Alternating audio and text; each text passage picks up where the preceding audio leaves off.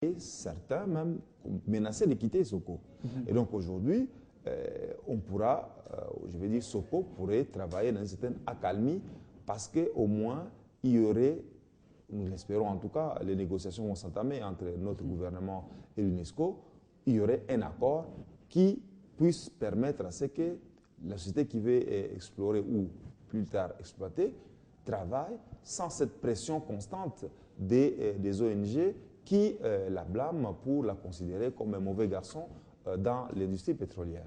Et nous constatons que Soko vient de jeter la balle côté gouvernement et UNESCO, et le gouvernement qui tient à tout prix à ce que ce parc soit exploité. Et si l'UNESCO tenait mordicus que cela ne soit pas fait? En fait, l'UNESCO n'a pas beaucoup de choix. Le seul choix de l'UNESCO, c'est de dire qu'il ne considère plus le parc de Virunga comme patrimoine mondial. En fait, c'est un label de prestige qui... il y a quand même encore des espèces à protéger là-dedans. Comprenons-nous bien, Claude. Le fait qu'on ne considère plus le parc comme patrimoine mondial ne signifie pas que le parc ne sera plus protégé. Ça veut dire simplement qu'il perd le label d'un caractère exceptionnel qui les rend attrayants vis-à-vis des touristes, très particulièrement, et pousse la communauté internationale à donner des moyens au gouvernement de la République pour continuer à les protéger. C'est tout simplement cela. Ça ne veut pas dire que la RDC va commencer par conséquent à tuer les animaux. Il y a beaucoup de parcs nationaux dans notre pays qui ne sont pas patrimoine mondial, mais qui sont préservés.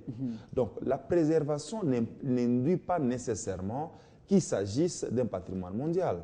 On peut continuer à préserver une réserve, un parc, sans qu'il ne soit patrimoine mondial.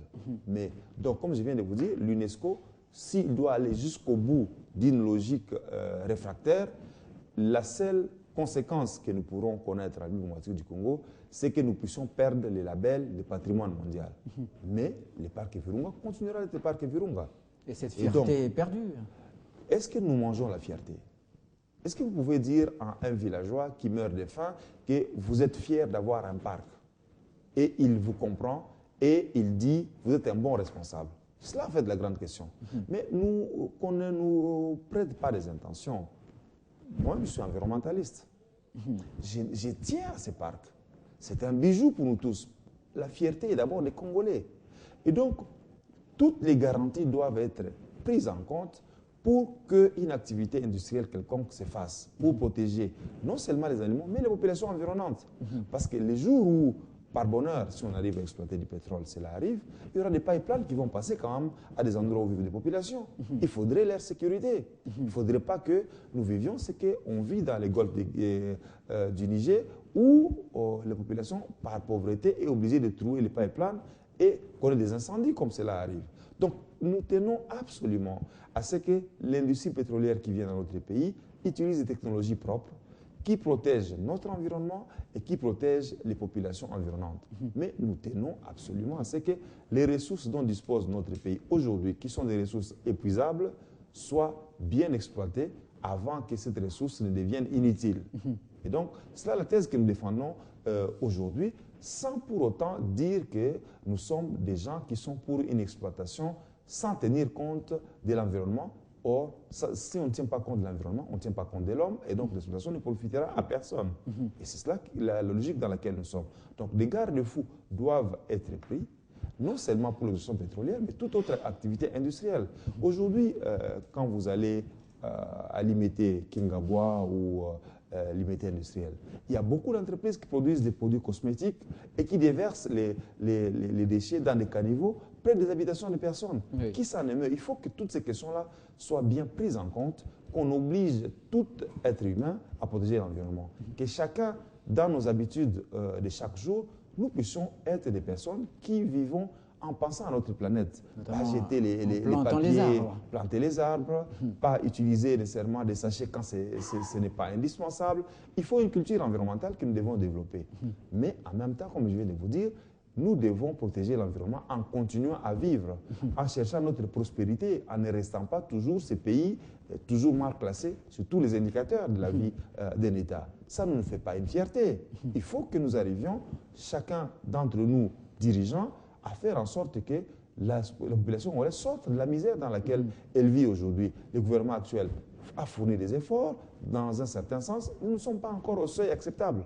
Il faut plus de moyens pour que la population congolaise vive mieux.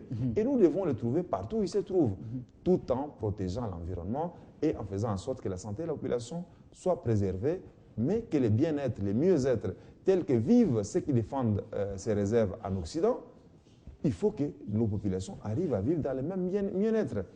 Il n'est pas acceptable que les populations européennes se tapent des vacances pour venir voir les animaux et que nous n'avons même pas les moyens de subsistance pour pouvoir vivre au quotidien. Et quel Congolais rêverait aujourd'hui de dire qu'au mois de juillet, ses enfants vont aller en vacances en Europe ou en Afrique du Sud, pendant qu'eux, ils vont venir massivement chez nous ou ils iront dans d'autres îles en Amérique où ils vont aller regarder la Coupe du Monde parce qu'ils ont les moyens. Combien de Congolais sont aujourd'hui au Brésil pour aller regarder la Coupe du Monde? S'ils n'y sont pas, ce n'est pas parce qu'ils ne le veulent pas. C'est parce qu'il n'y a pas de moyens. Pas de moyens, ouais. Il faut donc que nous dotions les moyens à nos populations pour vivre comme les populations qui vivent en Occident, avoir les mêmes facilités. Et à ce moment-là, parlons de la protection de l'environnement.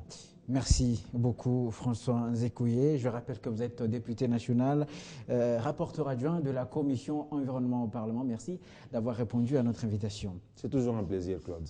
Nous passons au deuxième sujet de cette matinale, la triple nomination de l'État, c'est de la politique. Tout à l'heure, avec